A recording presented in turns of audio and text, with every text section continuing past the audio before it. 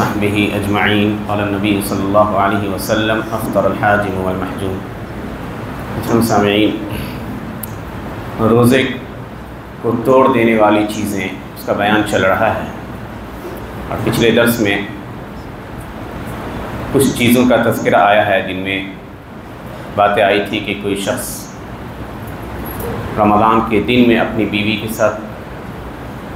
Physical relation قائم کرے، یہ جان بوجھ کر کھائے، یہ جان بوجھ کر پی لے پانی، اسی طرح طاقت کا انجیکشن لگائے، یہ چیزیں روزے کو توڑ دیتی ہیں۔ انہی میں سے کچھ مسائل آج بیان کیے جائیں گے۔ مان لیجئے کہ کوئی شخص ہے جس کو سانس کی تکلیف ہے، استھما کی بیماری ہے، اور عموماً استھما کا علاج دو طریقے سے ہوتا ہے۔ ایک اسپرے کے ذریعے جو لیتا ہے وہ ناک کے ذریعے، اگر اسپرے کے ذریعے لیتا ہے تو اس سے اس کا روزہ نہیں ٹوٹے گا۔ لیکن دوسرا طریقہ علاج ہے جو ایک ٹیبلٹ کی شکل میں لیتا ہے، جو انسان اپنی منہ میں ڈالتا ہے اور وہ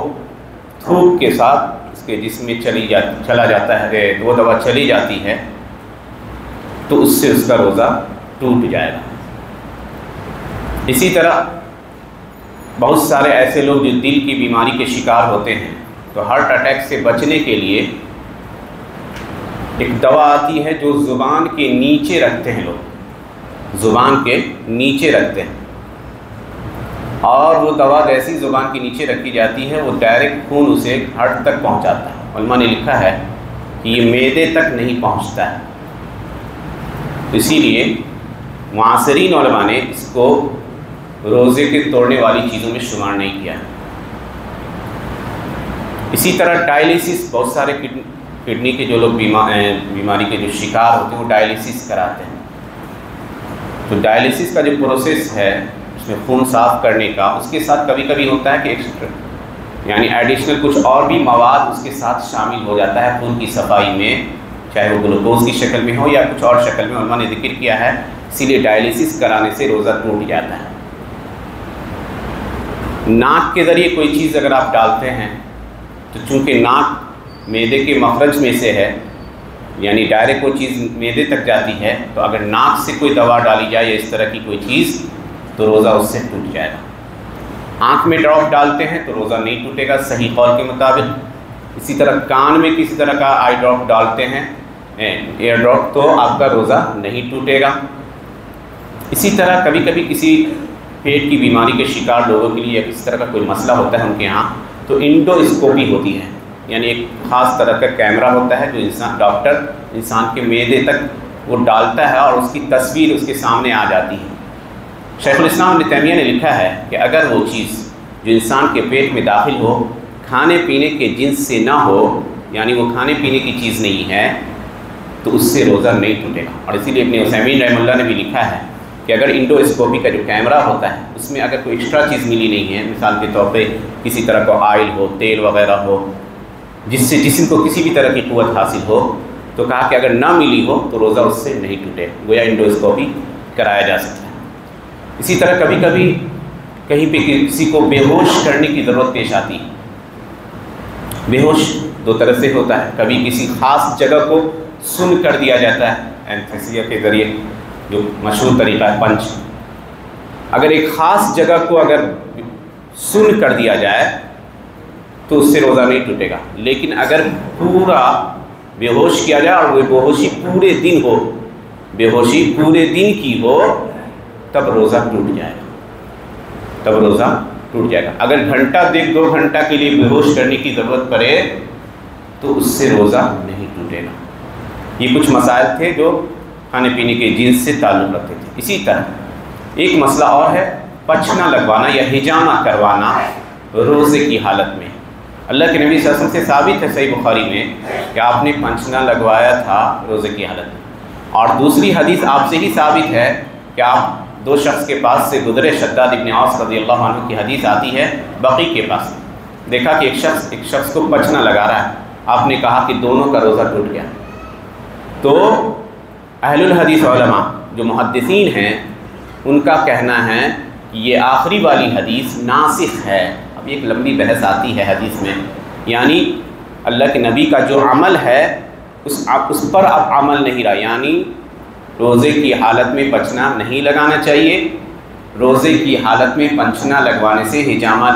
کرانے سے روزہ ٹوٹ جاتا ہے، اسی پر امت کا عمل ہے، اور یہی صحیح قول ہے شیخ الاسلام ابن تیمیہ، ابن باز، ابن عثیمین، ابن قیم، محققین علماء کی پوری جماعت نے اسی کو اختیار کیا، تو انسان روزے کی حالت میں پنچنا نہ لگائے۔ اسی طرح اسی مسئلے پر قیاس کرتے ہوئے میں نے کہا تھا کہ بلڈ ڈونیٹ کر رہا ہے اور کافی تعداد میں کر رہا ہے جس سے اس کو کمزوری لاحق ہو سکتی ہے، تو اس سے بچنا چاہیے، گرچہ کچھ عالم نے کہا کہ بلڈ ڈونیٹ کرنے سے بھی روزہ نہیں ٹوٹے گا۔ تو یہ کچھ مسائل تھے جو آج کے زمانے میں پیش آتے ہیں، ٹھیک ہے۔ اسی طرح کوئی شخص جان بوجھ کر طے کر دے، دیکھیے قے اگر فطری طور پہ آ گیا، بہت زیادہ کھا لیا تو ہلکا سا آ گیا فطری طور پہ، تو اس سے روزہ نہیں ٹوٹے گا۔ من ذرعہ القی فلا شیء علیہ، نبی صلی اللہ علیہ وسلم نے فرمایا کہ جس کو قے خود بخود آ جائے اس پہ کوئی حرج نہیں، لیکن کوئی جان بوجھ کے انگلی ڈالے حلق میں یا کسی طرح کی چیز سونگھ لے جس سے اس کو قے آ جائے، تو اگر جان بوجھ کر کوئی قے کرتا ہے تو اس کا روزہ ٹوٹ جاتا ہے۔ اللہ کے نبی صلی اللہ علیہ وسلم نے فرمایا من استقاء فقد افطر، جس نے جان بوجھ کر قے کیا اس نے روزہ توڑ دیا۔ اسی طرح کوئی خاتون ہے اور وہ بالغہ ہے، اس کے پیریڈ کے خون آ گئے اس پیریڈ میں، یعنی صبح سے لے کر صبح صادق سے لے کر غروب شمس کے بیچ، تو اس کا روزہ ٹوٹ جاتا ہے۔ کسی عورت کے ہاں بچے کی ڈلیوری ہوئی ہے اور اس کو وہ خون آتا ہے جو ولادت کے بعد آتا ہے، نفاس کا خون، اگر وہ خون آ رہا ہے تو اس کا روزہ ٹوٹ جاتا ہے۔ اسی طرح کچھ علماء نے ایک اور مسئلہ ذکر کیا ہے نیت کا، کہاں مان لیجیے کوئی انسان روزہ نہ رکھنے کی نیت مان لے، روزہ نہ رکھنے کی، گرچہ وہ بھوکا ہے صبح سے لے کر صبح صادق سے لے کر غروب شمس تک، لیکن اس نے روزہ نہ رکھنے کی افطار کی نیت کر لی، تو علماء کہتے ہیں کہ اس سے بھی اس کا روزہ نہیں ہوگا۔ اور آخری چیز جس سے روزہ ٹوٹ جاتا ہے کہ کوئی شخص کوئی ایسا کلام یا کوئی ایسا کام کرے جس سے دین اسلام سے نکل جائے، یعنی مرتد ہو جانے سے روزہ ٹوٹ جاتا ہے۔ تو یہ کچھ چیزیں تھیں، 7 سے 8 چیزیں، اور ان کے اندر بھی کچھ مسائل تھے جو ہم نے آپ کے سامنے رکھے جن سے روزہ ٹوٹ جاتا ہے۔ ان چیزوں کے ساتھ ساتھ یاد رکھیے کہ اس شخص کا ہی روزہ ٹوٹے گا جو ان احکام کو جانتا ہو۔ علماء نے لکھا کہ جاننا شرط ہے، مان لیجیے نادانی میں، ناواقفیت پہ، جہالت کی بنیاد پہ کر لیا، تو علماء نے لکھا ہے کہ ایسے شخص کا انشاءاللہ اللہ سبحانہ وتعالیٰ معاف کر دے گا۔ ربنا لا تؤاخذنا ان نسینا او اخطانا، اے ہمارے رب ہماری پکڑ نہ کر اگر ہم بھول جائیں یا ہم غلطی کر جائیں۔ مسلم شریف کی حدیث آتی ہے، اللہ کے نبی نے کہا کہ اللہ تعالیٰ کہتا ہے اس آیت کے بعد قد فعلت، میں نے ایسا کیا، یعنی اگر تم بھول چک سے تم سے کوئی کام ہو جائے، کوئی غلطی ہو جائے تو میں تمہیں معاف کر دوں گا۔ اسی طرح انسان حکم کو جانتا، اگر حکم کو نہ جانے اور اپنے اختیار اور ارادے کے ساتھ اس نے روزہ کو توڑا ہو، تب جا کے اس کا روزہ ٹوٹے گا۔ تو یہ سب باتیں تھیں جو روزہ کو توڑ دیتی ہیں۔ اللہ سبحانہ تعالیٰ سے دعا ہے کہ اللہ سبحانہ تعالیٰ ہمیں ان مسائل کو سیکھنے اور اس کے مطابق عمل کرنے کی توفیق عنایت فرمائے۔ آمین و آخر دعوانا الحمد للہ رب العالمین۔ السلام علیکم و رحمۃ اللہ۔